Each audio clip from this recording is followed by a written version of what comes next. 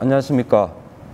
예천천문우주센터에서 주관하는 드론을 바라할 자를 강의하게 된 K드론 센터장 윤상일입니다. 반갑습니다. 오늘 제가 약 1시간 동안 강의할 주된 내용은 총 6가지입니다. 첫 번째, 드론이 어떤 거인지 그 기원부터 한번 살펴보겠고, 그 다음 두 번째, 드론의 구조를 아주 전문적인 지식은 제외하고 가장 기본적인 지식 수준에서 구조를 한번 살펴보도록 하겠습니다. 그 다음 세 번째, 드론의 비행 원리를 한번 살펴봄으로써 향후 드론 비행에 있어서 필요한 기본적인 지식들을 습득할 수 있도록 하겠습니다. 네 번째, 내년 3월 1일부로 항공안전법 속에 있는 드론 관련 내용 중에서 신고 제도하고 자격 제도가 변화하게 됩니다. 앞으로 소형 드론도 기체 신고가 의무화되기 때문에 그에 대해서 좀 자세하게 설명드리도록 하겠습니다. 그 다음 다섯 번째로 비행은 안전한 비행이 가장 우선입니다. 그래서 조종자가 지켜야 될 준칙 사항들을 기본적으로 한번 설명드리도록 하겠습니다. 마지막으로 드론을 어떤 분야에 지금 활용하고 있는지, 그리고 앞으로 어떤 분야에 활용할 수 있을지에 대해서 한번 살펴보도록 하겠습니다. 자, 첫 번째, 지금 법규상으로는 드론이라는 명칭이 그 어디에도 쓰이지 않고 있습니다. 그래서 조금 전문적으로 법규 기준으로 해서 드론이 포함되어 있는 부분들을 한번 살펴보도록 하겠습니다. 지금 화면에 보시는 것처럼 크게 이 비행체의 분류 기준에는 항공기라 하는 게 있고, 그 다음 경량항공기, 그 다음 초경량 비행장치, 이렇게 세 가지가 있습니다. 그 중에서 오늘 하게 되는 드론은 바로 이 초경량 비행장치 중에서도 무인 비행장치에 해당되는 사항이 되겠습니다. 그래서 오늘 수업을 기본으로 해서 한번 알아두시면 좋을 게, 항공기는 일반적으로 최대 이륙 중량, 즉 기체의 무게와 그리고 승객 그리고 기타 장비를 다 포함한 중량을 최대 이륙 중량이라고 합니다. 그 최대 이륙 중량이 600kg를 초과하는 기체들을 항공기에 분류해 놓고 있습니다. 그 다음 그 600kg 이하의 최대 이륙 중량을 가지고 있는 것들을 경량항공기라고 이야기합니다. 주로 여기까지는 이제 사람이 탑승을 하게 되는 거죠. 그 다음은 비행기에 속하지 않습니다. 항공기에 속하지 않고 비행장치에 속하게 됩니다. 그래서 비행장치 중에도 사람이 탑승을 하는 유인 장치가 있습니다. 그거는 지금 여기 보시는 것처럼 좌석수 기준으로 한 개만 있기 때문에 한 사람만 탑승할 수 있는 자체 중량 115kg 이하의 비행기는 비행기라고 하지 않고 비행장치라고 법규상에 정해져 있습니다. 참고로 한번 알아두시고, 사람이 탑승한다고 해서 모든 게 다 비행기는 아니라는 거 참고로 알아두십시오. 자, 그럼 이 드론이 포함되어 있는 초경량 비행장치가 어떤 건지 법규상에서의 규정과 그리고 분류를 간단히 살펴보도록 하겠습니다. 이러한 법률적인 의미는 항공안전법 제2조 3항에 명시가 되어 있습니다. 자, 초경량 비행장치란 법규상의 정의입니다. 항공기와 경량항공기 외에 공기의 반작용으로 뜰 수 있는 장치로서 자체 중량이나 좌석수 등은 국토교통부령으로 정하는 기준에 해당하는 동력 비행장치, 행글라이더, 패러글라이더, 기구류 및 오늘 다루게 될 바로 드론이 포함되어 있는 무인 비행장치 등을 전체 묶어서 초경량 비행장치라고 하겠습니다. 그럼 초경량 비행장치의 법규상의 분류는 상당히 많습니다. 참고로 보시고, 사람이 탑승할 수 있는 1인승도 있고 사람이 탑승하지 않는 무인 비행장치도 있습니다. 드론은 바로 이 무인 비행장치에 속하면서도 무인 동력 비행장치의 세분화된 분류에 들어갑니다.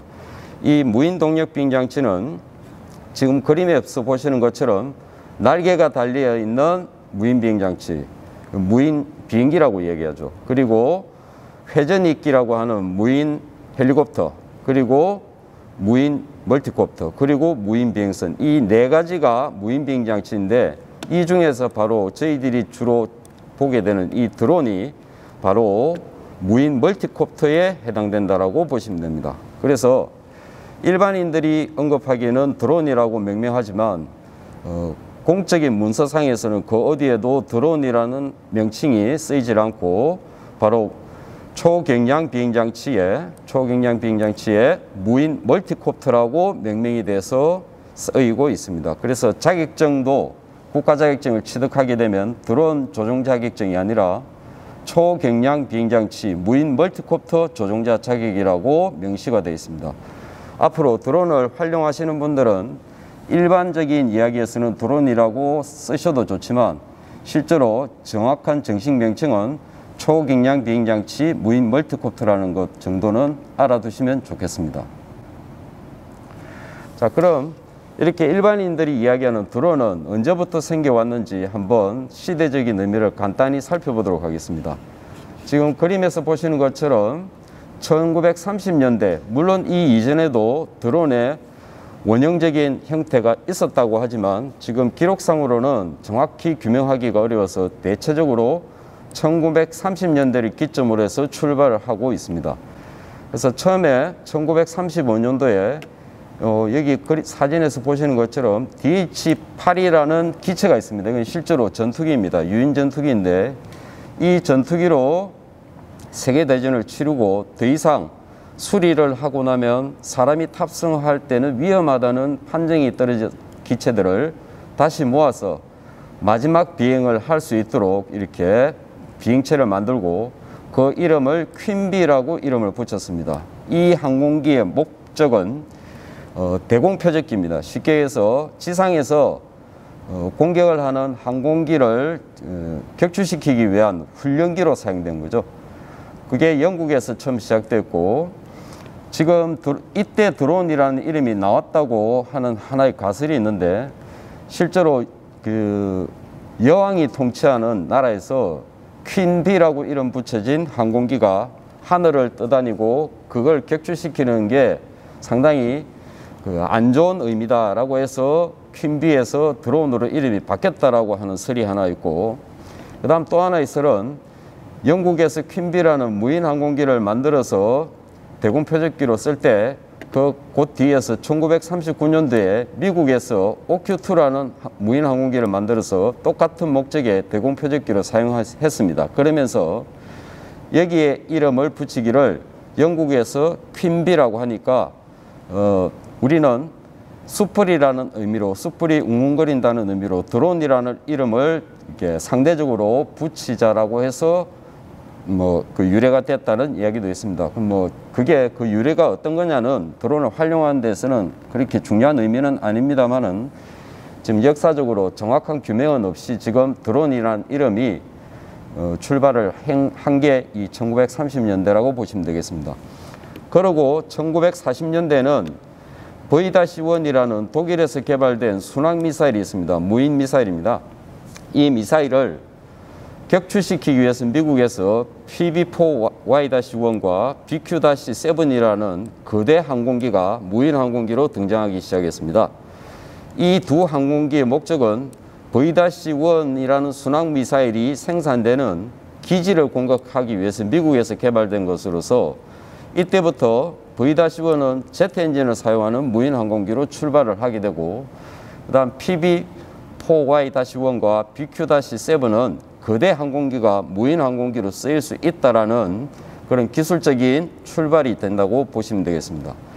그 이후 여러 가지 무인 항공기들이 개발됐습니다만 1950년대에서 1960년대에는 실제 유인 항공기에 탑재를 한 다음에 일정 구간을 비행을 하고 그 이후에 거기에서 출발을 해서 주로 여기서 쓰이는 파이어비라는 이 기체는 어떤 격침의 의미보다는 정찰의 의미로서 출발한 기체라고 보시면 되겠습니다. 그래서 현재도 지금 드론으로 많은 정보를 취득하기 위해서 관측과 그다음 정찰을 합니다. 그의 시초가 된다고 보시면 되겠습니다.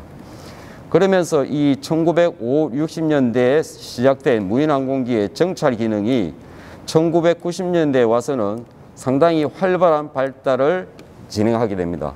특히 RQ-2는 지금 국내 군에서도 활용을 하는 기체의 형태를 띠고 있고, RQ-1 프레데이터라는 것은 지금 전략적 무기로서는 상당히 중요한 자리를 차지하고 오랫동안 사용을 하고 있는 기체입니다. 그러던 게 2000년대에 와서 RQ-4라는 거대 항공기, 아까 앞에서 보신 것처럼 이 두 기체의 어떤 변형판이라고 보시면 되겠습니다. RQ-4 글로벌 호크라고 하는 게 개발이 돼서 지금 국내 군에도 지금 도입 준비를 하고 있는 기체입니다. 날개 길이만 끝에서 끝까지가 약 22m에 달하는 실제 유인 항공기 크기 규모의 상당한 규모를 갖는 항공기입니다. 주 목적은 정찰과 타격용으로 사용되고 있습니다. 지금 이렇게 보신 것처럼 이 항공기의 형태들은 거의 다 날개를 가지고 있습니다. 즉 다시 말해서 일반인들이 이야기하는 드론, 그러면 지금 앞에서도 이야기됐지만 무인 멀티콥터를 생각하시는데 실제 드론의 원형은 날개가 달린 무인 항공기라는 것도 한번 관심 있게 봐두시면 좋겠습니다. 그러던 2000년대까지는 거의 전부가 군수 물자로서 개발이 되어 왔었습니다. 그러다가 민간에서 출발한 거는 실제로 상용화되기 시작한 거는 2016년도 중국의 DJI라는 회사로부터 개발된 팬텀1으로부터 출발해서 멀티콥터 형태의 드론이 일반인들에게 상용화되기 시작했고, 지금 현재 드론 택시라고 많이들 이제 부각이 되고 있습니다.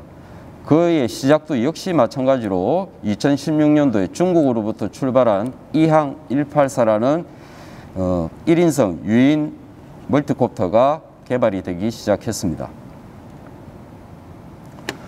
자, 이러한 드론들은 처음 출발은 1970년대 이전은 드론이라는 이름으로 통칭을 하고 있으면서 주로 수명을 다한 유인 항공기 재활용의 목적으로 사용이 됐었습니다. 그러다가 군용으로 지속적으로 개발되어 오는 과정에서 1980년대는 UAV, 사람이 타지 않는 항공기라는 개념의 의미로 UAV라는 용어로 통칭을 해서 사용을 하게 됐고, 주로 목적은 적 기지 투입이나 정찰 및 수집용으로 사용됐었습니다.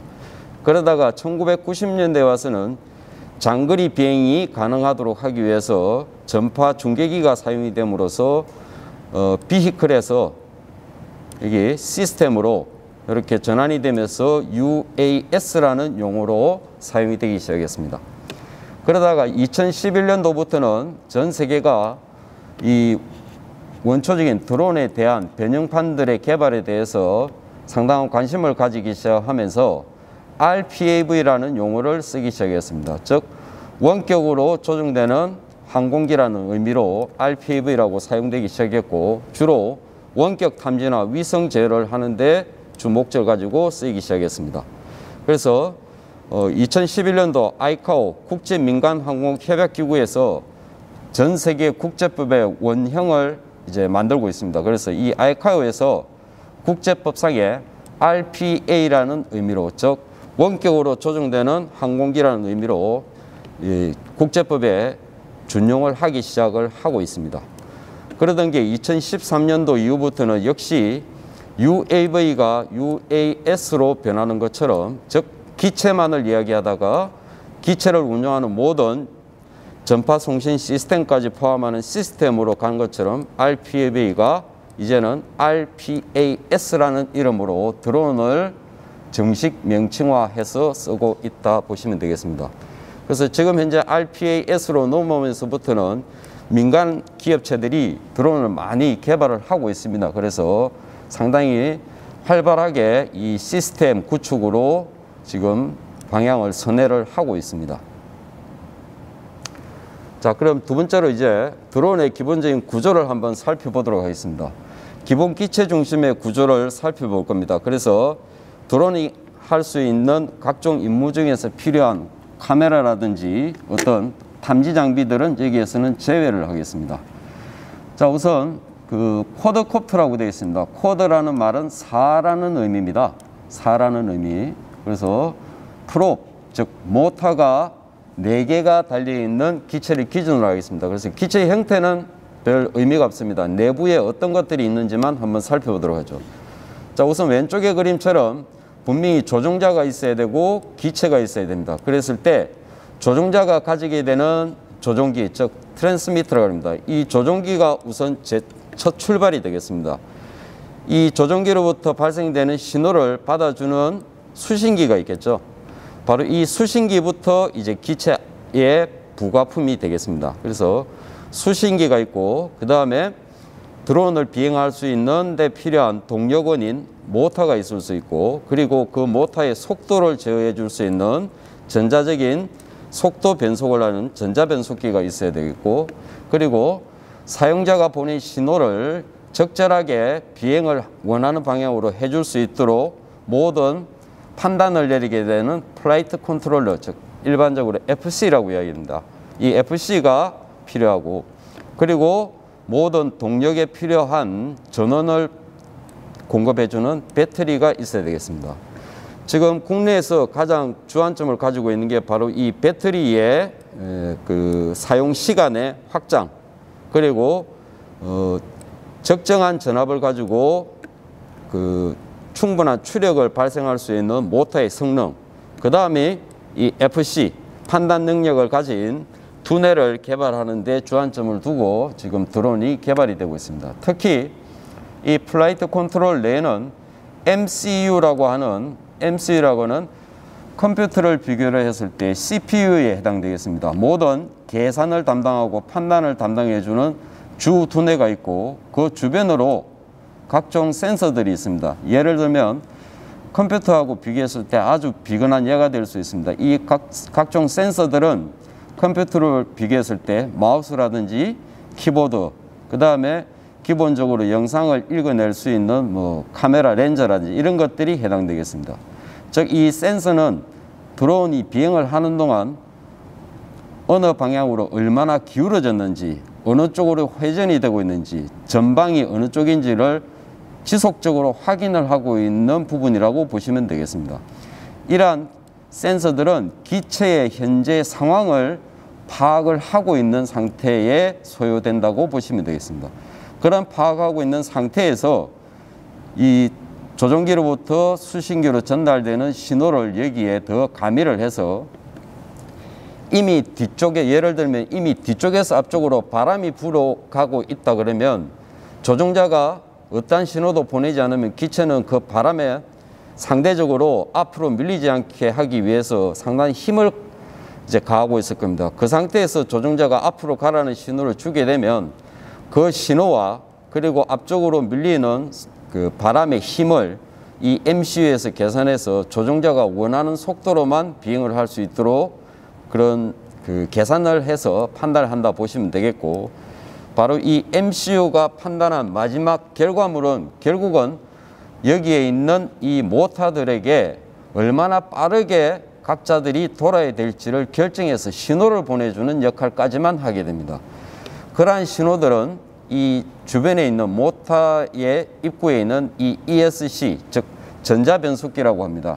이 전자변속기가 신호를 받아서 자기가 담당하고 있는 각자의 모터들에게 얼마나 많은 전기를 보내줄지를 읽어내서 그 적정한 전기만 흘려보내줍니다. 즉 쉽게 얘기해서 모터라는 이 도구는 전기를 얼마나 많이 보내주느냐에 따라서 속도가 빨라질 수도 있고 늦어질 수도 있습니다.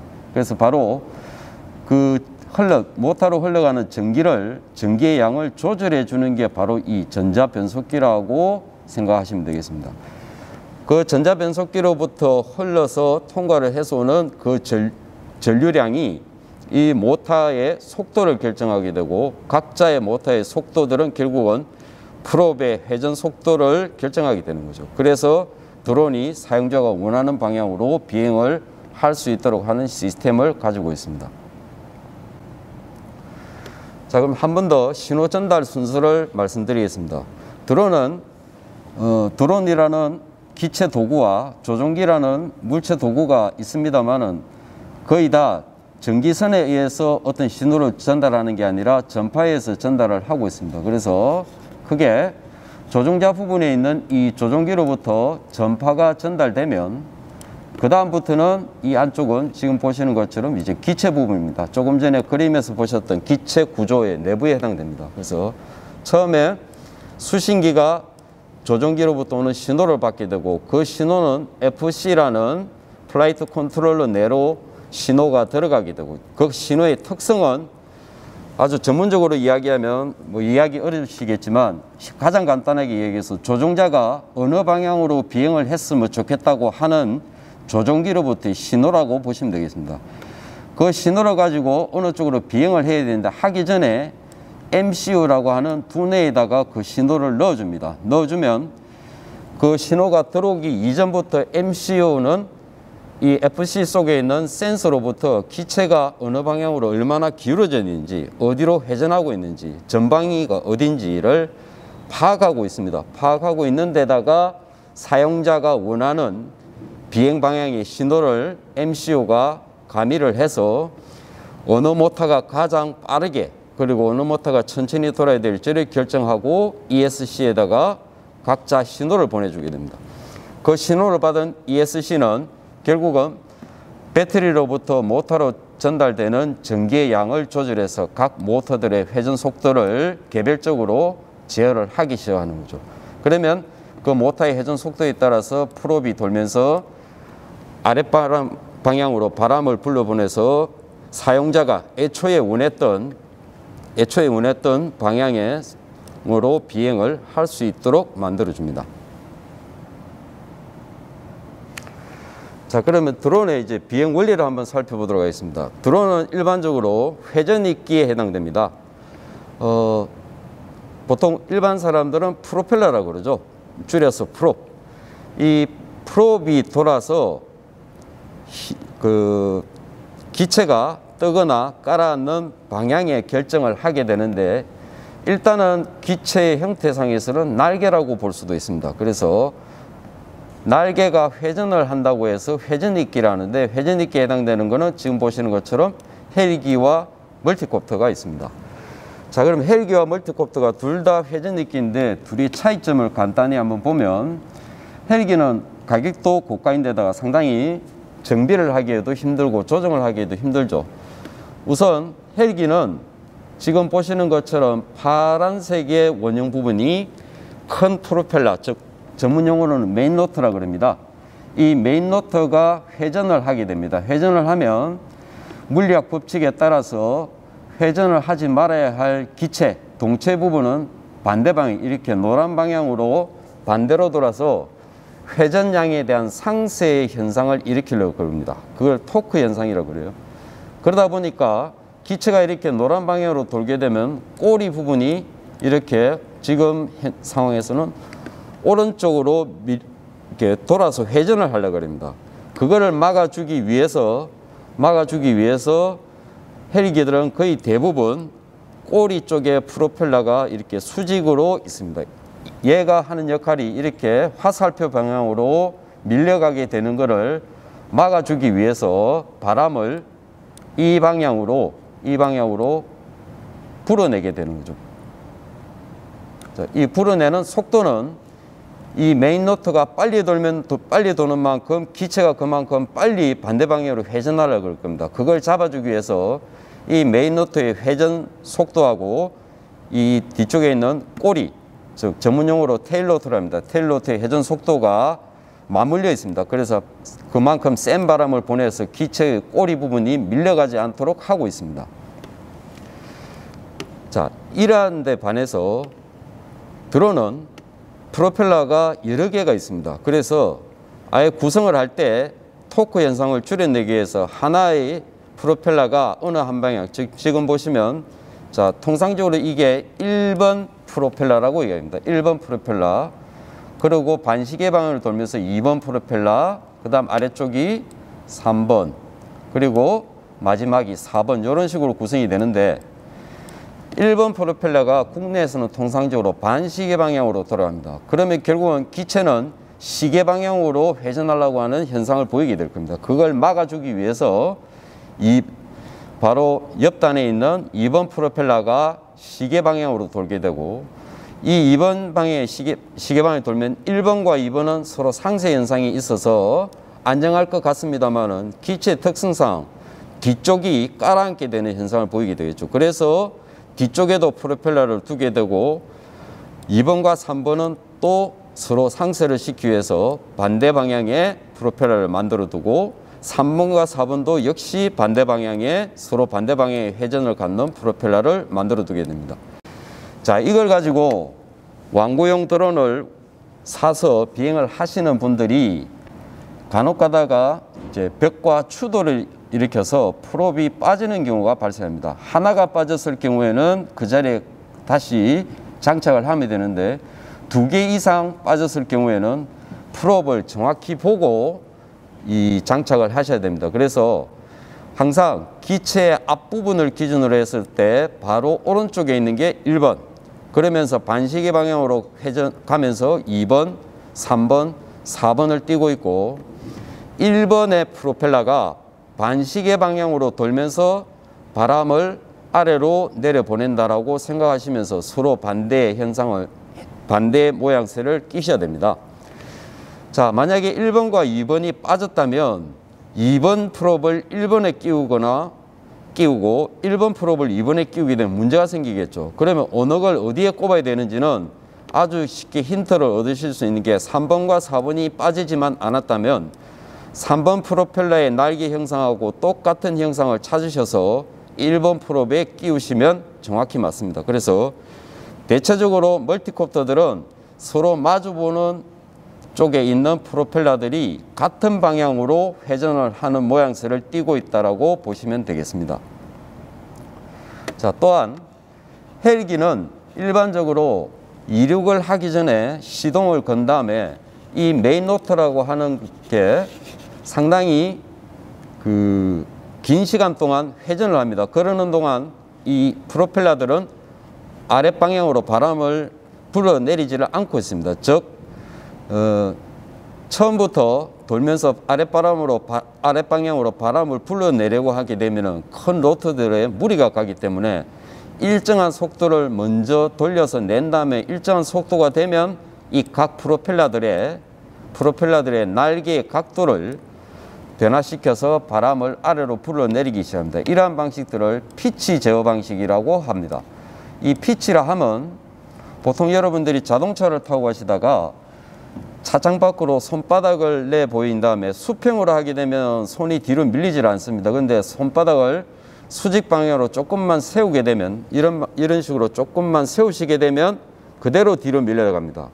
즉 헬기에 있는 메인 로터들의 형태가 그렇습니다. 처음에 회전을 어느 정도 속도를 만들어낼 때는 수평 상태로 되어 있다고 보시면 되겠습니다. 그러다가 어느 일정 상태의 회전 속도가 나오게 되면 그 다음부터는 이 각을 변화시킵니다. 그러면 그 다음부터 바람을 아래로 내려보내게 되는 거죠. 이렇게 변화시키는 것을 피치 제어라고 이야기를 하고, 드론은 구조체가 간단하기 때문에 프로펠러들을 한 번씩 보셨을 겁니다. 프로펠러의 꺾인 각을 변화시키지 못하도록 되어 있습니다. 그래서 드론들은 떠오르려 하면은 이 돌아가는 프로펠러의 회전 속도를 변화시켜서 빠르게 떠오르게 하거나 천천히 떠오르게 하는 그런 방식을 취합니다. 이것들을 속도 제어 방식이라고 이야기합니다. 자, 그러면 이러한 드론, 특히 이제 멀티콥터로 한 번 더 들어가 보겠습니다. 멀티콥터에 작용하는 4대 힘을 한번 보겠습니다. 우선 파랗게 된 방향이 드론이 만들어내는 힘이라고 보시면 되고, 그 다음 노랗게 된 부분 중에서 하나, 중력은 지구상에 존재하는 모든 물체가 받게 되는 어쩔 수 없는 지상을 향하는 추락의 힘이 되겠죠.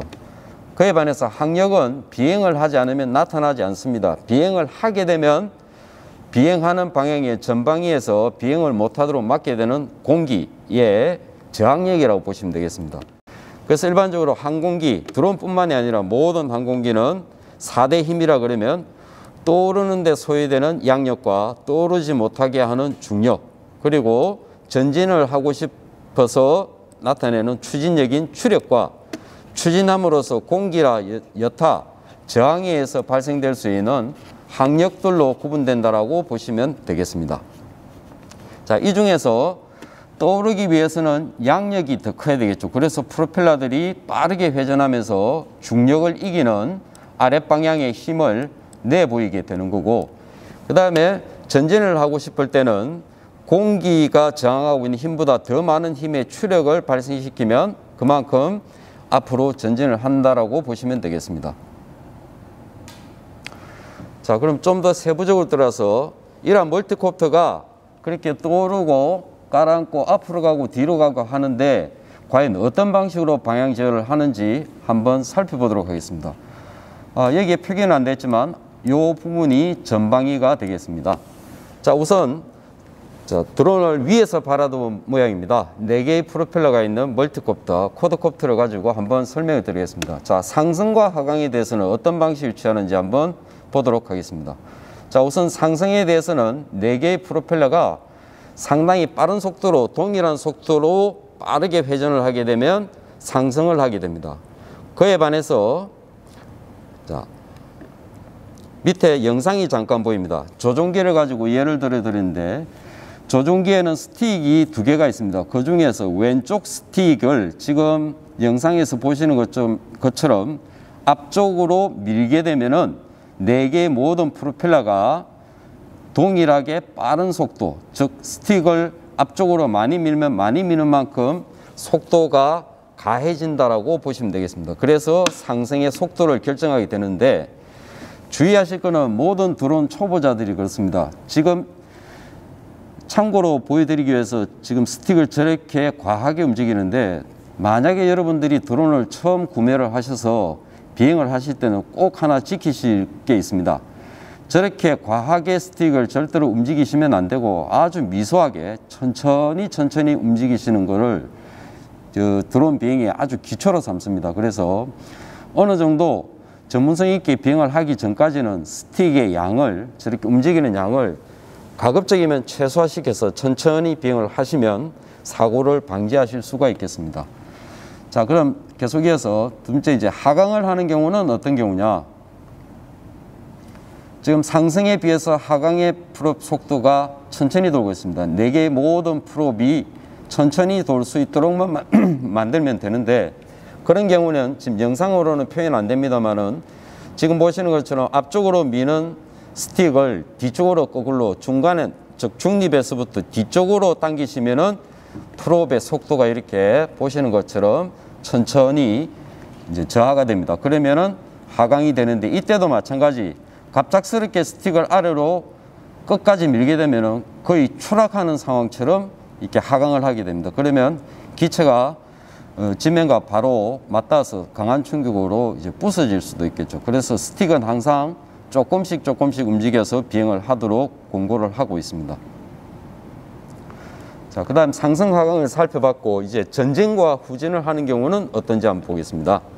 자, 우선 후진부터 보겠습니다. 후진을 하는 경우는 조종사가 물론 조종기로 후진을 하겠다라는 신호를 보내야 되겠죠. 그건 영상은 조금 이따 보시게 될 겁니다. 우선 후진을 하는 상황은 드론이 프로펠러들이 어떤 상황인지 한번 보겠습니다.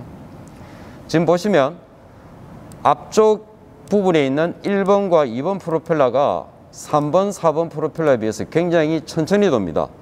자, 이런 현상이 되면 앞쪽 단에 있는 기체 앞쪽 부분 전체가 상당히 빠른 프롭의 힘에 따라서 앞쪽이 들리게 됩니다. 결국은 뒤가 깔아앉는 거죠. 그래서 뒤쪽으로 이렇게 이동을 할 수가 있습니다. 자, 그에 반해서 전진을 하는 경우는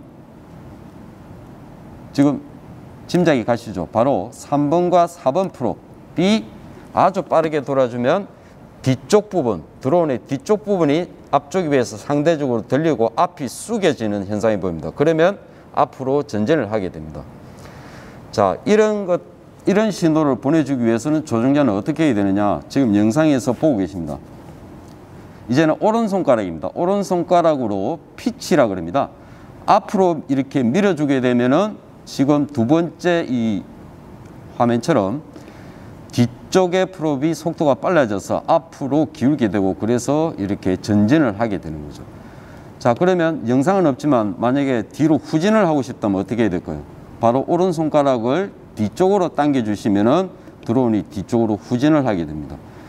즉 전진이냐 후진이냐의 결정은 오른손가락으로 앞으로 미느냐 뒤로 미느냐 가지고 결정을 합니다.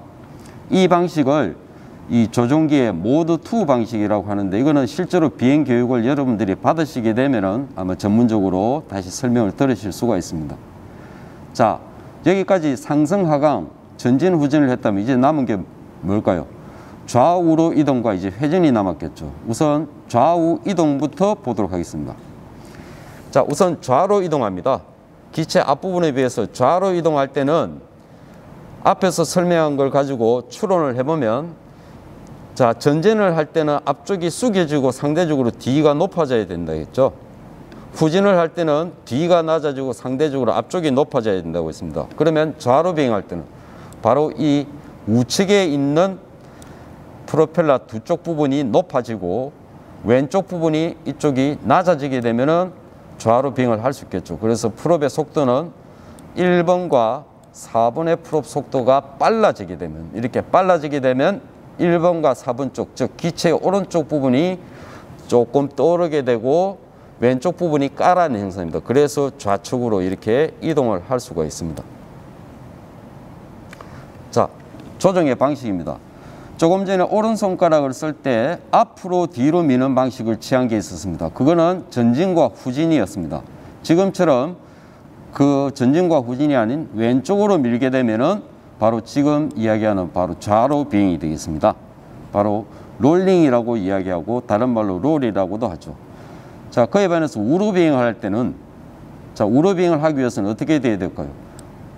좌측이 오히려 높아지고 우측이 상대적으로 낮아져야 되겠죠. 그러니까 2번과 4번 프로펠러의 속도가 빨라지면 이 좌측이 높아지게 되겠죠. 그러면 우측으로 기우니까 결국 우로 비행이 되겠죠. 지금 보시는 것처럼 2번과 4번이 빨라지게 되면 우로 비행입니다. 그러면 영상에는 역시 없지만 우측 비행을 하고 싶을 때는 오른손가락으로 오른쪽으로 밀게 되면 이제 우측 비행이 되죠. 자, 여기까지 우선 한번 정리를 해보면, 드론을 띄우고 깔아앉게 하는 것은 왼쪽 손가락으로 앞으로 뒤로 밀면 되게 되고, 일단 떠 있는 상태에서는 왼손가락을 더 이상 움직이시지 않으셔도 되겠죠. 그 상태에서 평면상에서 전방위, 후방위, 좌로 우로 이동은 모두 다 오른손가락으로 하게 됩니다. 자, 남은 건 뭘까요? 이제 왼손가락에 좌우가 되겠죠. 바로 회전에 관련되는 겁니다.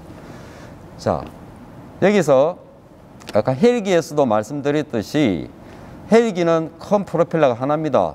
프로펠러가 한 방향으로 돌면 빨리 돌면 도는 만큼 기체는 반대 방향으로 돈다 그러겠죠.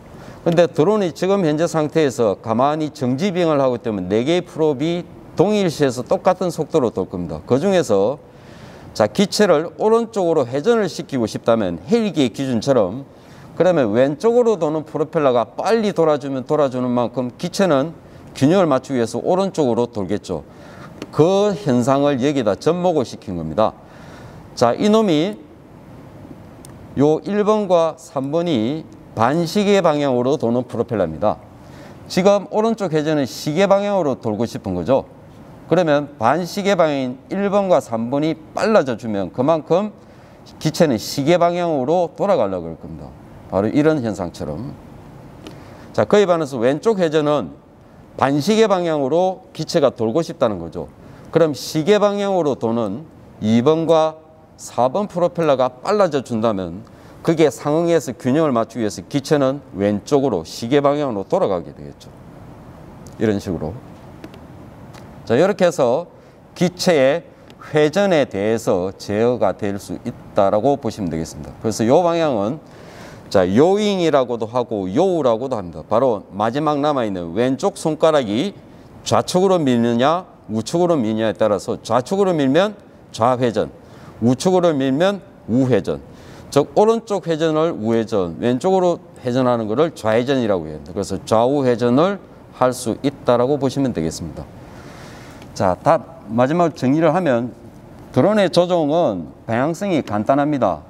자, 왼쪽 손가락 쪽에 있는 걸로 상승과 하강을 결정짓고 회전을 결정짓습니다. 즉 어느 고도를 맞추시고 그리고 어느 방향으로 비행할지를 결정을 우선 하시는 거죠. 하신 다음에 그 다음은 오른손가락으로 전진을 시키거나 후진을 시키고 또는 전진과 후진을 해서 어느 목적지로 갔을 때 거기에서 조금 더 좌측으로 이동과 또는 우측으로 이동을 미소하게 해서 목적지에 도달하게 하시면 충분히 안전한 비행이 되실 수가 있습니다. 그러한 안전한 비행을 상당 시간 지속을 하시고 나면 자기가 아예 출발에서부터 목적지를 회전해서 돌아가면서 비행을 하게 되는, 그리고 고도도 변화시키면서 비행하는 입체 비행이 가능하게 됩니다.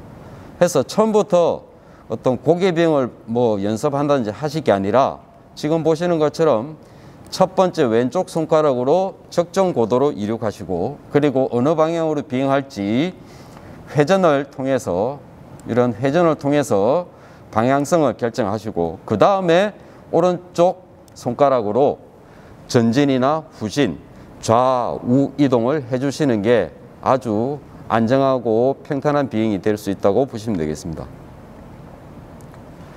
자, 그럼 네 번째, 이제 여러분들이 드론을 사용하시면 이제는 아무 데서나 비행을 하시면 안 됩니다. 왕구형 드론도 이제는 사고가 나게 되면은 사고자를 찾을 수밖에 없는 상황이 됐습니다. 그래서 항공안전법 속에 드론이라는 이름은 없습니다. 초경량 비행장치, 무인 멀티콥터로 들어가 있습니다만 여러분들이 이해도를 좀 증대시켜 드리기 위해서 일단은 드론으로 명명을 하고 있습니다. 자, 항공안전법이 지금 변화가 됐습니다. 그래서 지금 보시는 것처럼 항공안전법의 변화의 추진 배경은 드론 성능들이 상당히 높아지고 있습니다. 그래서 일반적인 국민 생활 속에 드론 활용도가 증가되고 있고, 그에 따른 기체의 규모성 면 때문에 기존 자격 제도를 개선해야 될 필요성이 대두가 됐습니다. 또한 불법 드론 사용, 그리고 또 드론 사고가 난 이후에 사고 처리를 하지 않고 뺑소니를 일으키는 그런 상황들을 해소하기 위해서 항공안전법이 내년 3월 1일자, 정확하게는 1월 1일자로 발효가 되고 유예 기간을 둬서 3월 1일자부터는 자격제도라든지 드론 기체 신고가 이제 세분화되고 법제화된다고 알고 계시면 되겠습니다. 자, 주된 내용은 간단히 말씀드리면, 우선 기체를 사시면 지금까지는 왕구형 기체, 소형 기체들은 내가 가지고 있다, 내가 샀다를 어디에다 이야기하지 않습니다. 앞으로는 개인이 가지고 있는 기체라 하더라도 카메라도 달고 필요에 따라서 로봇팔도 달고 하는 장치라 하더라도 어쨌든 이륙할 수 있는 최대 중량이 2kg만 초과하게 되면 소유주 등록을 반드시 하도록 되어 있습니다. 아주 간단한 예로 카메라 촬영할 수 있는 카메라를 달고 있는 일정 규모 이상의 드론이면 거의 다 2kg 이상이 됩니다. 그런 기체들은 전부 다 자기 개인용이라 하더라도 반드시 기체에 신고를 해야만 되도록 되어 있습니다. 또한 비행을 하다가 파손이 되면 과거에는 그냥 쓰레기통에 버리면 그만이었죠. 이제는 그렇지가 않습니다. 신고를 했다면 반드시 폐기가 될 때는 말소 신고를 해야만 되도록 되어 있습니다. 그래서 그거 알아두시고, 그 다음에 사업용은 무게와 무관하게 반드시 신고하는 것은 이미 이전부터 되어 있었습니다. 또한 조종자의 자격 부분입니다. 이게 상당히 지금 화두로 대두되고 있는데, 과거에는 사업을 하지 않는 사람은 드론 조종자 자격이 필요가 없었습니다. 누구만 필요했냐면 드론을 활용해서 사업을 하는 사업용 기체를 운영을 하는 사람은, 특히 그 중에서도 12kg 초과하는, 자체 중량이 12kg 초과하는 기체에 대해서는 반드시 조종자 자격이 있어야만 비행을 할 수 있도록 되어 있었습니다. 그게 이제 내년부터는 바뀝니다. 비사업용, 사업용 구분 없이 모두 다 250g 이상 2kg, 즉 일반 마트에서 판매하는 웬만한 드론들도 다 조그마한 것도 250g 이상은 다 됩니다. 250g 이상 2kg까지는 반드시 비행하려고 하는 조종자는 온라인 교육을 이수해야만 되도록 되어 있습니다. 그래서 혹시 여러분들 중에 학생들이시면 그냥 가볍게 날리고 싶어서 몇만 원 주고 마트에서 사는 드론이라 할지라도 반드시 이 최대 이륙 중량이 250g 이상으로 명시가 되는지 확인을 하시고, 250g 이상이면 반드시 온라인 교육 이수를 하시고 온라인 교육 이수증을 가지고 계셔야지 이게 없이 비행을 하게 되면 무자격자 비행자로 나중에 벌금 처리가 될 수가 있으니까 반드시 알아두시고, 그 다음 여기서부터는 이제 상업용으로 사용되는 기체들이라고 보시면 되겠습니다. 그래서 2kg 이상 7kg, 주로 이제 항공 촬영용 기체들이 거의 다 여기에 해당된다고 보시면 되겠습니다. 이 기체를 사용하는 사람들은 지금까지는 자격이 필요 없었지만 지금부터는 이제 필기시험을 쳐서 통과를 해야 되고, 그리고 일정 규모의 인가된 교육원으로부터 비행 경력 6시간 이상을 취득한 취득 증명이 있어야만 이 비행을 할 수 있도록 되어 있습니다. 또한 이제 7kg 이상 좀 중위험군이라고 합니다. 7kg에서부터 25kg 정도까지의 기체, 대체적으로 여기에 해당되는 현재까지의 기체들은 거의 방제용 기체, 중소형 방제용 기체라고 약체 살포하는 기체라고 보시면 되겠습니다. 이 기체들은 필기시험도 치러야 하고 비행 경력 10시간의 경력이 있는 상태에서 실기시험을 응시해서 실기시험을 통과해야만 자격이 주어집니다. 그 다음 이제 고위험군 드론이라 합니다. 지금 군에서 가장 이제 대두되고 있는 게 25kg 초과 기체입니다. 이 기체는 필기 그리고 비행 경력이 20시간이 있어야 됩니다. 있어야 되고 플러스 실기시험을 쳐서 합격을 해야만 조종자 증명을 받게 되고 이 기체를 비행을 할 수가 있도록 되어 있습니다. 그래서 이렇게 된 이유는 비사업용 기체, 사업용 기체들은 거의 다 자격 증명을 취득을 하고 있었습니다. 그래서 조종자의 필수 교육을 다 이행을 했고, 그리고 비행 훈련도 받은 조종자들이기 때문에 사고율이 거의 없습니다. 그래서 지금 앞으로는 사업용 드론에 대해서는 규제를 좀 완화시키는 측면이 될 거고, 비사업용 이 드론, 그러니까 드론 사고를 내고 도망을 가고 이러는 사람들을 규제를 하기 위해서 비사업용에 대해서는 규제가 조금 강화되는 방향으로 법제가 내년부터 바뀐다라고 보시면 되겠습니다. 자, 초경량 비행장치, 아까 이야기 드린 신고, 말소인데 신고의 개념이 그겁니다. 일반 집에서도 차량을 처음 구매를 하게 되면 번호판을 달아야 되죠. 번호판을 달기 위해서는 차량 등록처에 가서 등록을 해야 됩니다. 그거하고 똑같은 게 이 신고라고 보시면 됩니다.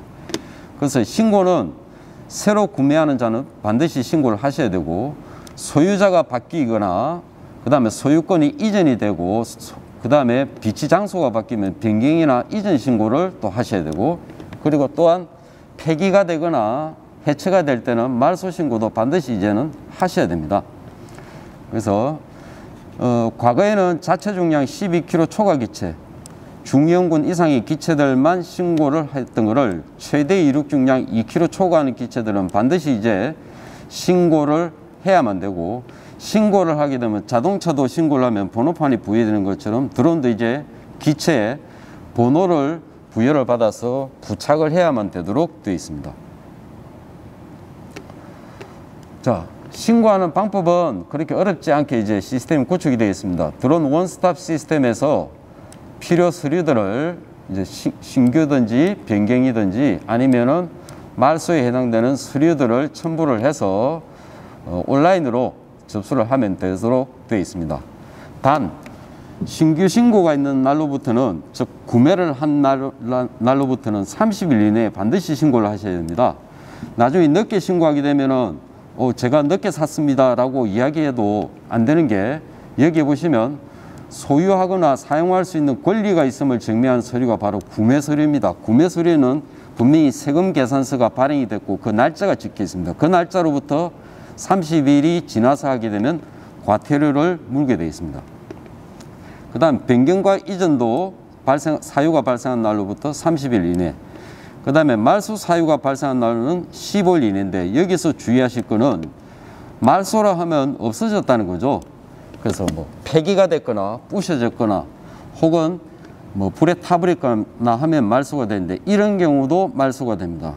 자기가 비행을 하고 좀 가지고 있던 드론을 외국의 친구가 와서 친구에게 자기 나라로 가서 사용하라고 만약에 전달을 했다면 결국은 이것도 말소가 됩니다. 이 말소의 기준은 국내에 그 기체가 존재를 하느냐 안 하느냐의 기준입니다. 기준이지 기체 자체가 있다 없다라는 기준이 아닙니다. 그래서 국내에서 폐기가 되면은 그건 당연히 없어진 게 되겠죠. 그래서 말소지만 국내에 없으면서 외국에 있다, 이거는 있다가 아닙니다.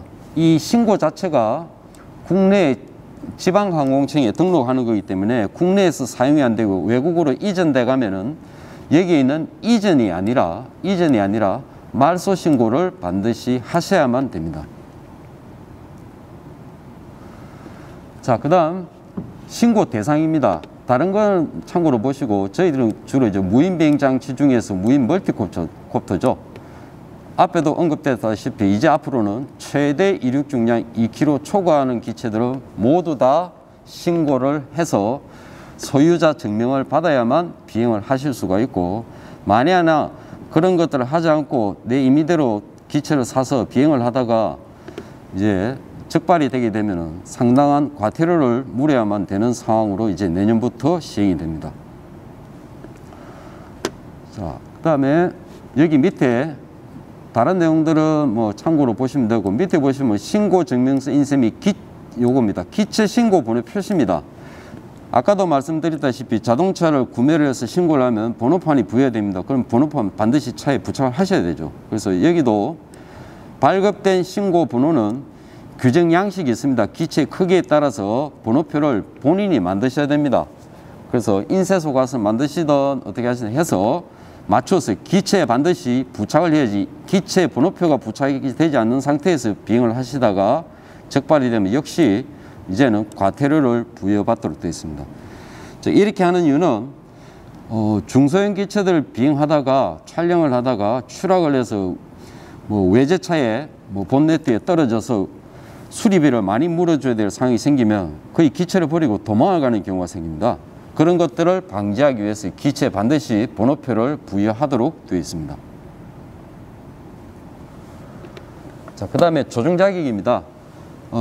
기존까지는 드론에 관련되는 자격증이 국가 자격증이 하나밖에 없었습니다. 정확한 명칭은 초경량 비행장치 무인 멀티콥터 조종자 증명이라고 되어 있었습니다. 이제는 무인 멀티콥터 1종 조종자 증명, 2종 조종자 증명 해서 3종, 4종까지 조종자 증명이 이제 세분화돼서 이제 발급이 됩니다. 그래서 1종은 이제부터는 무게 기준이 과거에는 기체를 들어봤을 때 무게, 즉 자체 무게를 기준으로 했는데 이제는 자체 무게에다가 카메라를 달면 더 비행을 할 수 있다. 또 로봇팔을 달면 더 또 비행을 할 수 있다. 이런 식으로 따졌을 때 최대한 임무 장비를 다 달아서 비행할 수 있는 무게, 즉 최대 이륙 중량이라는 것을 기준합니다. 즉 기체가 아무리 작다 해서 4종 기체에 해당될 수는 없습니다. 기체가 작다 하더라도 모터의 성능이나 프롭의 성능이 월등해서 자기 기체 몸체만한 카메라를 달고 비행을 할 수 있다면 카메라 무게까지 포함을 해서 무게를 잽니다. 그게 바로 최대 이륙 중량이 됩니다. 즉 크기가 작아도 모터의 성능이 세면 상당한 속도감을 가질 수밖에 없습니다. 그래서 기체가 추돌이 일어났을 때 충격력을 기준으로 하기 위해서 최대 이륙 중량 기준으로 한다 보시면 되겠습니다. 그래서 1종 기체는 최대 이륙 중량 25kg 초과 할 때 이야기고, 그 다음에 2종 기체는 7kg에서 25kg 사이, 3종은 2kg에서 7kg 사이, 4종은 250g 이상 2kg 이하입니다. 즉 일반인 분들이 비행을 하기 위해서 조금 돈을 모아서 100만 원대 정도의 촬영용 드론을 구매하시거나 하시면 요 사이에 해당되실 거고, 적어도 300만 원대 이상 정도에 해당되면 거의 3종에 다 걸려듭니다. 그래서 반드시 드론은 이제 앞으로는 자격 증명을 가급적이면 취득을 하신 상태로, 또 하나 그 해당 기체가 신고가 반드시 되어 있는 상태로 비행을 하셔야지 올해까지처럼 공원에서 적당히 드론 사서 내가 마음대로 날리고 하는 상황은 이제는 재현되지 않을 거라는 거 반드시 명심은 꼭 하셔야 됩니다. 자, 그럼 조종자 증명 취득 기준은 앞에서도 말씀드린데 요약해서 다시 이제 설명드리겠습니다.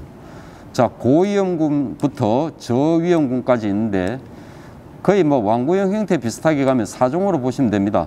이거는 온라인 교육만 받으시면 되고, 비행 경력 따로 필요 없습니다. 즉 안전 위주, 기체 가장 기초 위주로만 교육을 받으셔서 자격 증명을 부여받으시고 비행을 하시면 되고, 이제 3종부터는 업무용, 즉 임무용 장비에 해당될 수 있죠. 그래서 이때부터는 온라인 교육을 받으시는 게 아니고 자기가 자체적으로 공부를 하시든지 교육원에 가서 교육을 받으시든지 해서 그 결과로 학과 시험을 반드시 치르셔야만 되도록 되어 있습니다. 그 다음에 비행의 능력을 평가를 또 받습니다. 받는데 3종은 비행 능력 평가를 받지 않습니다. 단지 뭐만 받느냐? 기체를 조종한 시간에 대한 이력이 있느냐. 이 이력 증명은 본인이 하는 게 아니라 이 조종자 자격 증명을 가지고 있는 사람으로부터 이 기록지를 부여를 받으셔야 됩니다. 그래서 6시간 이상. 그 다음 2종과 1종은 비행 훈련 경력 시간은 반드시 봅니다. 10시간과 20시간 두 가지가 있고, 그렇다 하더라도 정확하게 이런 비행 교육을 받았는지 확인하기 위해서 실기시험까지 반드시 치르도록 되어 있습니다.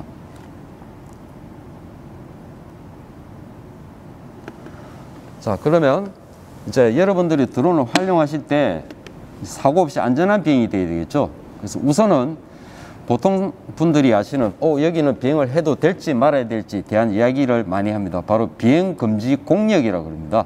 하늘에 있는 영역이라는 거죠. 그래서 전국의 비행 금지 구역은 일단 기본적으로 정해진 곳이 있습니다. 지금 왼쪽에 화면에 보시는 것처럼, 자, 여기를 끊고 또 여기를 끊겠습니다. 자, 맨 아래쪽 단에 여기 이 구역 안에 거는 P 6일부터 6이, 그 다음에 이쪽에 있는 63, 64, 죄송합니다. P64까지는 전부 다 우리나라에 있는 원자력 발전소로 보시면 됩니다. 원자력 발전소 중심으로부터 반경 18km까지는 절대로 드론이 침범에 들어오면 안 되도록 금지를 시키고 있습니다. 그 다음 또 하나, 원자력 발전소는 아닌데 P65가 있습니다. 여기는 대전 대두구에 있는 원자력 연구소입니다. 여기도 역시 마찬가지로 드론이 침범하지 못하도록 되어 있습니다. 그 다음에 남아있는 여기 동그라미 P73은 청와대 상공으로 보시면 됩니다. 그 다음에 위쪽에 둥근 구역은 아닌데 이렇게 일정한 휴전선 아랫땅 구역으로 되어 있습니다. 이거는 군사 경계 지역으로 P518이랍니다. 여기도 역시 비행을 하실 수가 없고, 그 다음에 그 외에 번호는 없지만 이렇게 녹색으로 표시되어 있는 부분들이 있습니다. 이 대부분이 다 그 지역에 가면 활주로를 보유하고 있습니다. 그래서 비행장 인근 반경, 비행장 중심으로, 활주로 중심으로부터 9.3km 이내로는 들어갈 수 없도록 되어 있습니다. 그런 구역들이 표시되어 있습니다. 그러면 만약에 예천 근처에 사시면서 내가 그 구역에 해당되나 안 되나, 그걸 어디 가서 알아보기 힘들죠.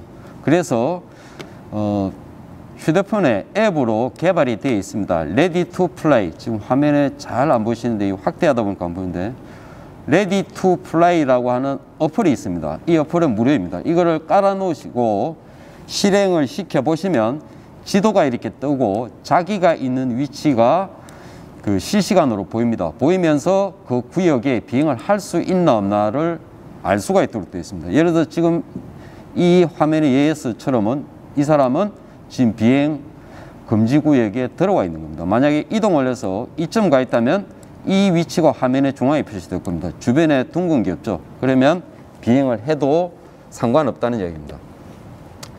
자, 그러면 만약에 비행 금지로 되어 있는 구역에서 비행을 하고 싶을 때는 어떻게 되느냐? 비행 승인을 받으셔야 됩니다.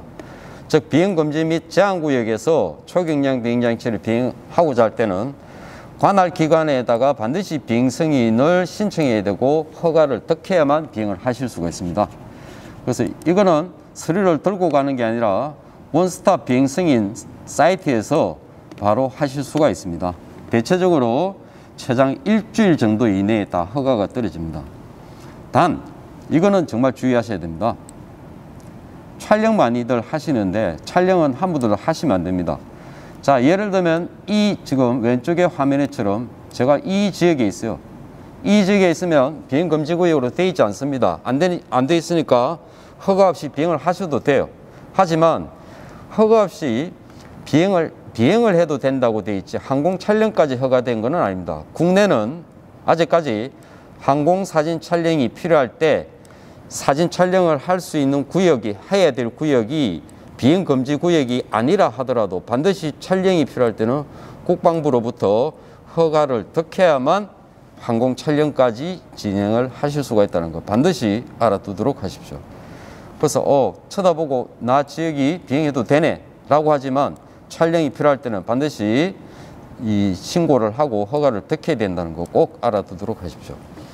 그 다음 참고로 이 레디 투 플라이가 비행을 할 수 있는지 없는지를 판별해 주기도 하지만 드론들은 아까 초입부에도 말씀드렸다시피 조종기로부터 기체까지 전파가 서로 전달이 되어서 기체를 제어를 하게 되어 있습니다. 또한 자기의 위치를 파악하기 위해서 드론들 대부분이 GPS 수신기를 장착을 해서 사용합니다. 이 GPS 수신은 인공위성으로부터 신호를 전달을 받아서 드론의 자기 위치를 파악하게 됩니다. 그런데 이 인공위성으로부터 오는 신호가 교란이 일어나거나 문제를 일으키면 드론 기체를 띄우고 난 뒤에 그런 상황이 발생하면 기체를 잃어버리는 경우도 허다하게 발생합니다. 그래서 이 레디 투 플라이의 이 위쪽에 이 기능을 선택을 해서 한 부분에 보면은 지구 자기장 수치를 볼 수 있는 항목이 있습니다. 지금 아래쪽에 그림이 잠깐 이렇게 보여드렸습니다. 보면 지금 어느 날짜에 지금 이런 상황이 발생했어요. 이런 시간대, 이 밑에 보시면 시간대가 쭉 나오는데 어느 시간대에 내가 비행을 해야 되겠는데 이 시간대에 지구 자기장 수치 표시가 이렇게 노란색이나 적색으로, 특히 적색으로 표시될 때는 저희들 같은 일종 조종자들도 비행은 절대로 하지 않습니다. 비행 기체 떠올리면 인공위성으로부터는 신호를 잊어버릴 수 있기 때문에 기체를 놓쳐버리는 수가 생깁니다. 그럼 조종이 불능 상태에 되기 때문에 절대로 하지 않고 노란색으로 표시된 이 시간대에도 저희들은 가급적이면 주의를 해서 비행을 합니다. 그래서 이런 것도 확인을 하실 수 있는 정보를 제공을 하고 있다는 거. 그래서 드론 하시는 분들은 거의 대부분 다 레디 투 플라이를 자기 휴대폰에 앱으로 이렇게 설치를 해서 활용을 하시고 계십니다. 자, 그 다음에 안전한 비행을 하는 이제 제대로 된 이제 항목입니다. 즉, 조종자 준수사항이죠. 이거는 법에도 명시가 되어 있고 이걸 지키지 않으면 법적으로 과태료나 벌금을 물게 되어 있습니다. 자, 하나씩 살펴보겠습니다. 일단 드론은 조종자가 드론 기체에 탑승하지 않기 때문에 드론을 상시로 육안으로 확인할 수 있어야 됩니다. 그래서 가시비행이라고 이야기합니다. 그래서 비행 중에는 장치를 반드시 육안으로 확인할 수 있어야 되는데 때에 따라서 촬영을 하면서 건물 뒤쪽으로 넘겨서 비행하는 경우가 있습니다. 그거는 위법사항입니다. 반드시 조종자가 위치 이동을 하셔서 드론이 항상 자기 눈앞에 있는 상태로 비행을 해야만 된다는 거 꼭 알아두시고, 그 다음 간혹 가다가 행사장 상공, 인파가 많이 모여있는 상공에 드론 비행을 하는데 이것도 금지사항입니다. 그러면 촬영을 그 사람들, 행사를 하는 사람들의 모양새를 촬영을 하려면 그 위에 떠 있어야만 촬영이 되지 않느냐는데 드론용 카메라에는 망원 렌즈들이 장착된 것들이 많습니다. 그런 것들을 활용하셔야지 사람이 많이 모인 곳 상공에서 비행하는 것은 법으로 금지하고 있다는 거 반드시 알아두시고, 그 다음에 사고나 분실에 대비해서 장치에는 소유자 이름과 연락처를 기재하도록 되어 있다라고 되어 있는데 이거는 꼭 이렇게 안 하셔도 됩니다. 기체 번호가 이제부터 장착을 하도록 되어 있습니다. 그래서 기체 번호를 추적을 하게 되면 소유주가 누군지 알 수 있기 때문에 기체 번호는 반드시 기체에 장착을 어떤 방법으로든지 해야만 됩니다. 그 다음 이제 변형이 된 겁니다. 과거에는 야간 비행은 불법입니다 라고 되어 있는데 맞습니다. 맞는데 조건부 불법입니다.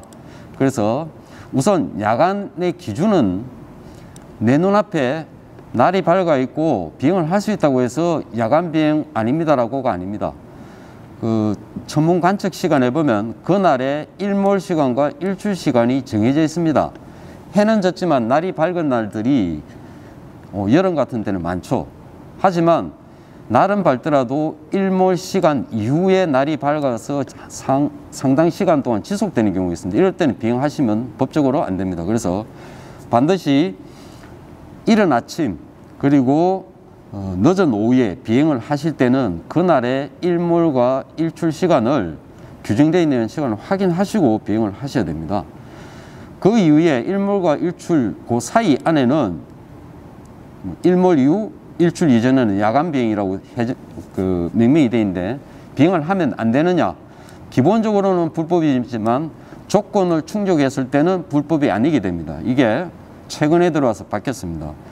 여기다 정확하게 다 명시는 못하는데 일단 기본 두 가지입니다. 기체에 야간에 식별을 할 수 있는 확연한 LED 등이 부착이 되어야 되고, 그 다음 또 하나 일반 카메라 외에 야간에도 식별을 할 수 있는 그런 열화상 카메라든지 적외선 카메라가 반드시 장착되고 그게 확인이 관할청으로부터 돼 있어야만 되도록 되어 있습니다.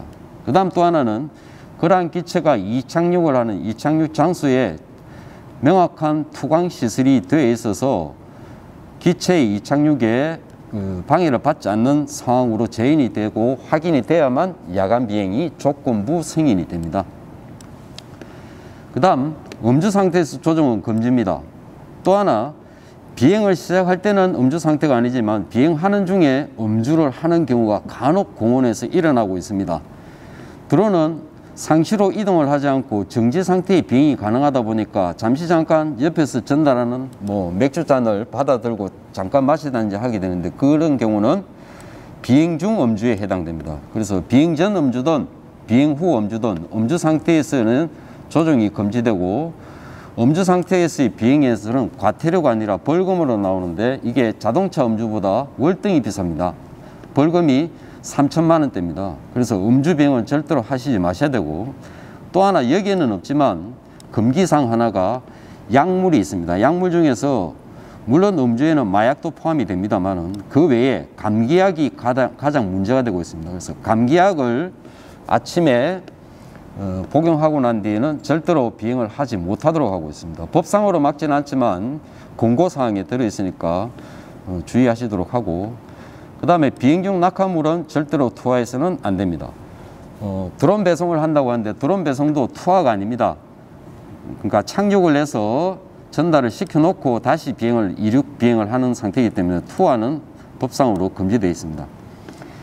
그 다음 또 하나 비행하기 전에 반드시 승인을 받아야 될 게 있습니다.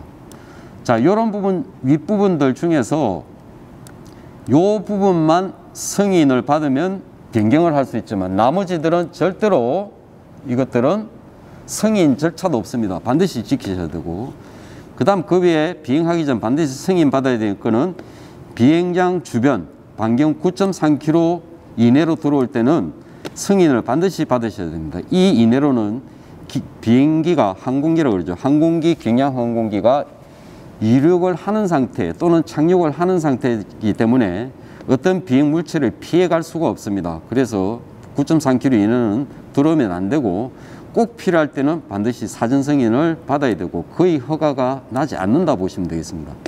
또한 비행 금지 구역, 아까 앞에서 말씀드린 원자력 발전소, 그 다음에 원자력 연구소, 청와대 상공, 그리고 기타 주요 시설물, 앞에서는 언급 안 됐지만 군사시설 내에도 역시 비행 금지가 되어 있습니다. 그래서 그런 것들은 이제 허가를 받아야만 비행이 가능하다는 거.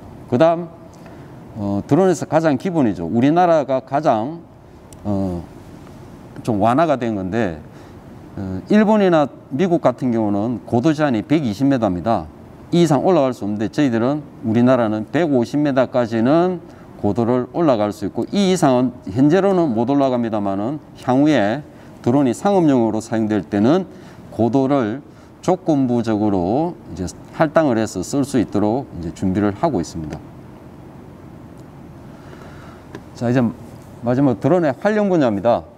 활용 분야하면 여러 가지가 있을 수 있지만 우선 제일 처음 요 화면에 보시는 그림에서 보시는 것처럼 지금 우리가 하는 것들은 밑에 있는 마이크로나 미니급입니다. 보통 상공 150m 이내에서 비행하는 기체들을 거의 다 드론이라고 생각하시는데 제가 드론의 첫 서두에 말씀드렸죠. 첫 드론이 출발할 때는 우리가 지금 알고 있는 멀티콥터가 아닙니다. 날개 달린 항공기고 이 날개가 가지는 특성은 동력원이 없다 하더라도 상당 시간 비행할 수 있는 글라이더와 같은 그런 성능을 갖고 있기 때문에 원거리 비행이 가능합니다. 원거리 비행을 하면서 고도도 높였다가 낮췄다 하다 보니까 앞으로도 무인항공기, 거대 무인항공기들은 상당히 높은 고도까지 올라가면서 비행 임무를 수행할 수 있도록 되어 있습니다. 그래서 드론의 활용 분야는 단순히 이 지상 근처에서만 이루어지는 게 아니라 높은 고도에서도 이루어진다는 것을 감안을 해서 한번 보도록 하겠습니다. 자, 오른쪽 화면에 보시면, 자, 우선 가장 기본적으로 애초 출발할 때부터 있었던 무인 비행기 형태입니다. 근데 이놈들은 개발해서 써보니까 계속 움직이다 보니까 정지 비행이 안 됐었습니다. 그러한 단점 때문에 무인 헬리콥터라는 것들을 이제 생각을 해서 쓰기 시작했는데, 무인 헬리콥터는 이 큰 프로펠러의 조작 상황, 그리고 기체 메커니즘 때문에 로터 구조, 즉 프로펠러 조작부가 너무 복잡해서 생산을 할 때 생산비도 상당히 높을 뿐더러 운영하는 측면에서 유지보수비가 상당히 비싸서 상당히 단점으로 대두됐던 거죠. 이런 것들을 접목시키면서 활용됐던 것들이 최근에 나온 무인 멀티콥터가 되겠습니다. 그런데 이놈도 단점은 위에 있는 이것처럼 날개가 있게 되면 장거리 비행이 되는데, 날개가 없다 보니까 장거리 비행은 될 수가 없는 이런 단점을 가지고 있었어요. 그래서 여기서 이렇게 내려올 때는 이제 로터 구조가 헬리콥터 같으면은 아까 피치 제어 방식이라고 그랬습니다. 근데 얘들은 속도 제어 방식이라서 구조가 상당히 간단해서 생산하는데 생산비는 줄어드는 대신에 운용할 수 있는 거리가 짧다 보니까 운용 시간이 짧아서 지금 단점으로 또 대두가 됐어요. 그래서 지금은 맨 아래쪽에 있는 V톨기처럼 지금 날개 끝단에 지금 프로펠러가 이렇게 있습니다. 이 프로펠러가 지금은 현재로는 수직으로 되어 있습니다. 처음 이륙할 때는 이 멀티콥터의 형태처럼 위에 공기를 아래로 불러내리는 방식을 써서 이륙을 합니다. 하고 나면 이 프로펠러 전체가 전방위로 이렇게 회전을 하게 됩니다. 회전하게 되면 지금 안쪽에 날개가 붙어 있는 게 보이시죠? 이 날개에 의해서 일반 항공기의 앞쪽에 이쪽에 프로펠러가 달려있는 일반적인 항공기 형태로 변하게 됩니다. 그러다 보니까 우선 이 프로펠러를 앞쪽으로 꺾지 않으면 정지 비행이 우선 가능해서 헬리콥터나 무인 멀티콥터가 가지는 장점을 가지게 되고, 그 다음에 날개를 일단은 가지고 있다 보니까 장거리 비행까지 가능하게 됩니다. 그래서 지금 현존하는 드론 기술에서 가장 지금 부각되고 있는 게 국내도 마찬가지입니다. 바로 이 V톨기. 이륙장은 필요 없지만 먼 거리까지 비행할 수 있는 날개를 가진 항공기다라고 해서 V톨기에 대한 개발이 엄청난 속도로 지금 진행이 되고 있습니다. 자, 이러한 드론들은 멀리까지 이제 갈 수 있는 기능을 이제 서서히 가지게 되는 거죠. 그래서 지금 보시는 것처럼 가장 쉽게는 LTE망, 지금 우리 휴대폰에서 전국의 중계국이 다 설치가 되어 있죠. 바로 이 LTE망에다가 드론의 신호, 조종기로부터 나가는 신호를 같이 얹혀서 멀리 있는 드론까지도 조종을 할 수 있도록 하는 시스템을 지금 거의 다 구축을 다 해서 운용을 일부 하고 있습니다. 거기다가 멀리 있는 기체들의 비행체 충돌 회피 기능까지 다 부과를 해서 사람이 가시 비행을 하지 않는 속에서도 기체가 알아서 위험 장애물들을 피해갈 수 있는 그런 기능까지 다 가지고 있도록 다 개발이 되어 있습니다. 자, 그 다음에 활용 분야를 이제 전체적으로 볼 건데 비근한 간단한 예를 하나 들어드리도록 하겠습니다. 지금 여기 있는 지역이 경북 북부 지역이 산악 지역입니다. 그래서 산을 기준으로 한 드론 활용도가 상당히 많이 부각이 되어 있습니다. 그래서 산림재해에 대해서 드론을 어떻게 활용할 거냐라는 것을 간단히 보시면 우선 산불을 미연에 찾아낼 수 있는 거죠. 물론 상시로 하루에 한 번씩 그 산불 감시 헬기가 뜹니다만은 헬기의 운용 비용 측면에서 봤을 땐 차라리 섹터를 나눠서 드론을 활용하게 된다면 즉시에 여러 구역의 산불에 대한 감시를 할 수 있다는 것. 그 다음 또 하나, 항공 촬영을 통해서 입수된 사진 정보를 가지고 색도 분석이라고 보통 이야기합니다. 그래서 색도 분석을 통해서 산사태가 유발될 수 있는 지역들, 즉 사진의 색깔을 판별을 해서 보통은 산이 녹색이죠. 근데 산사태 유발이 가능한 지역들은 거의 다 나무가 벌개가 되어 있거나 산의 표면이 이렇게 노출이 되어 있습니다. 그런 부분들을 사진을 찍어서 분석을 하게 되면 향후에 산사태가 예측이 될 수 있는 그런 것들을 활용할 수가 있습니다. 또 하나, 소나무에서 가장 위험하다고 하는 제선충병이 있죠. 그런 병들에 대해서 사진 촬영을 통해서 어느 구역에 병해충이 발생하고 있는지, 이것도 역시 색도 분석이라고 하는데 전문 용어로는 스펙트럼 분석이라고 합니다. 이런 분석을 통해서 병충해에 대해서 발생 지역 그리고 분포도 등을 분석을 해서 예방 혹은 예찰 활동을 할 수 있는 그런 기술까지 드론을 활용할 수가 있습니다. 그래서 이런 드론들은 간단하게 저희 지역이 산악 지역이니까 간단히 예를 들지만 그 외에도 우선 공공 분야를 한번 살펴보면 국가기관이나 지방자치단체에서 할 수 있는 건 일단 도로시설 점검을 차량을 통한 게 아니라 일정 구역을 나눠서 드론이 자율비행을 해서 확인을 하실 수가 있고, 그 다음에 기상관측인데 기상관측은 기상청이 하고 있습니다만은 국소지역에 대한 기상관측이 필요할 때는 드론을 활용할 때 상당히 효과적이 됩니다. 그 다음에 특히 요즘은 차량이 상당히 많이 늘어나 있어서 교통체증이 심합니다. 그래서 교통에 관련된 순찰차 역시 차량이다 보니까 이미 교통이 막히게 되면 이 순찰차 또한 이동이 불가합니다. 그럴 때 열려있는 하늘을 통해서 교통 상황을 확인하거나 할 수가 있습니다. 그 다음 가장 많이 사용된 방제 업무에 활용을 하는 것. 그 다음에 여름철 해수욕장에서 물에 빠진 익수자를 수색하거나 구조하는 활동, 또는 산악지에 구조 활동을 하는데도 사용되고, 그 다음 요즘 들어서 많이 하는 게 환경감시입니다. 드론에다가 대기오염 측정 장치를 달아서 환경감시를 하고 있고, 그 다음 앞서 이야기한 산림에 대한 감시, 또 우리나라 전 국토를 대상으로 해서 지도 제작을 좀 더 명확하게 하기 위한 항공 촬영에 의한 지적조사 또는 지도 제작들이 공공 분야에서 지금 거의 다 이미 쓰이고 있는 상태라 보시면 되겠습니다. 자, 좌측 아랫단부터 한번 보겠습니다.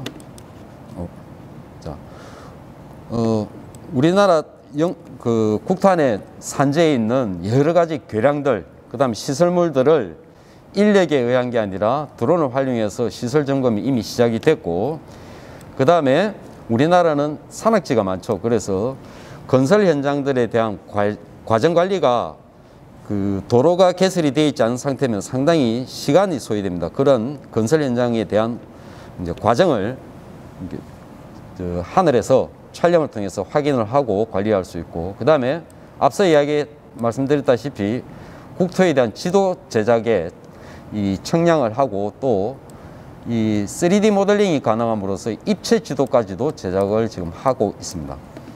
그 다음에 스마트 무인 농업에서 아직까지는 방제 위주로 지금 하고 있지만 드론이 방제뿐만이 아니라 임업에서의 스펙트럼 분석이라든지 이런 걸 통해서 농작물의 생육 상태까지도 확인해서 적극 대응할 수 있도록 하고 준비를 하고 있습니다. 이미 프랑스에서는 거대한 영역의 포도밭에 이미 드론을 다 활용을 하고 있습니다. 그 다음에 촬영에서 항공에서의 촬영, 지미집 카메라를 활용을 해도 기껏 3m 이상의 고도는 올라갈 수 없죠. 그렇다고 해서 유인 헬기를 운영하기 힘들 때는 바로 드론을 이용해서 항공 촬영을 대체할 수도 있고, 그 다음에 요즘 뜨거운 화두로 지금 거론되고 있는 드론 택배, 이미 남해안 지역의 일부 도시 지역은 드론 택배 거점 지역을 만들어서 시범적으로 운영을 하고 있습니다. 이런 드론 택배 회사들이 생겨날 수도 있고, 지금 아직까지는 공공기관에서 재난 감시 및 대응을 하고는 있지만 적재적소에 대응하기 위해서는 일반 민간 기업에서도 재난 감시를 업을 대응받아서 일을 할 수 있을 겁니다. 거기에 드론을 활용을 할 수가 있겠죠. 자, 그럼 마지막으로 일반 분들은 드론 하면 멀티콥터를 생각하시는데 저희 센터가 가지고 있는 드론 또는 소프트웨어의 개수가 한 82가지가 됩니다. 그래서 가장 기본적으로는 형태가 멀티콥터라 하는 것도 있고, 그 다음에 고정식 날개가 달린 드론도 있고, 그 다음 밑에 보시면 지금 거의 다른 데서는 보시기 힘든데 저희 센터에 오시면 보실 수가 있습니다. 물 속에서도 탐측을 할 수 있는 수중 드론이 저희들이 2개가 있습니다. 촬영도 가능하고, 한 대는 수심 100m까지 자망을 해서 이제 물속의 상태를 보는데, 주로 이것들은 지금 영주 같으면 영주댐, 안동의 이마댐, 안동댐들의 수문 주위에 균열 상태라든지 이런 것들을 잠수부가 들어가지 않고 이 드론을 이제 수중으로 보내서 검사를 할 수 있습니다. 그다음 요 위에 있는 수중 드론은 30m 정도의 깊이지만 음파 탐지기를 가지고 있어서 수중 30m까지, 그러니까 깊게는 40m까지 정도는 수중의 해저 지형을 지도로 바로 읽어서, 예를 들면 물속에 사람이 빠져서 만약 익사를 했다면 그 시체 인양이라도 해야 될 상황에서는 잠수부는 들어가게 되면은 바닥이 뻘청이 됐을 때는 잠수부의 오리발의 어떤 킥 때문에 상당히 주의를 요합니다. 근데 이 수중 드론들은 아주 조용히 프롭을 이용해서 자망을 해서 가기 때문에 사람이 빠져 있는 형태를 음파 탐지를 통해서 할 수 있도록 되어 있습니다. 그래서 이런 것들이 상당히 효과적입니다. 보신 것처럼 처음에 제가 서두에 말씀드린 대로 드론은 하면 다들 무인 멀티콥터라고 생각하시는데, 이제 무인 멀티콥터는 거의 보편화되어 버렸고, 아까 잠깐 말씀드렸던 그 VTOL기가 지금 대세로 떠오르고, 또 장거리 비행까지 하면서 장시간 동안 비행을 해서 많은 양의 정보를 이제 얻어올 수 있도록 하는 빅데이터와 연결하기 위해서는 결국은 이런 고정익 드론들이 앞으로 대세로 작용하게 될 거다. 그래서 만약에 이 드론 쪽으로 공부도 하고 그리고 운영을 하고 싶은 어린 학생들이 있다면 단순히 멀티콥터만 보실 게 아니라 이런 고정익 항공기, 애초부터 드론이라고 이름 붙여진 고정익 항공기 분야, 그리고 그게 변형판인 VTOL기, 그리고 특수한 드론인 이런 수중 드론 분야까지도 포괄적으로 한번 보시면 나중에 자기의 직업군을 선택하실 때 상당히 많은 도움이 될 거라고 생각합니다. 이것으로 기본적인 드론에 대한 설명들을 마치도록 하겠습니다.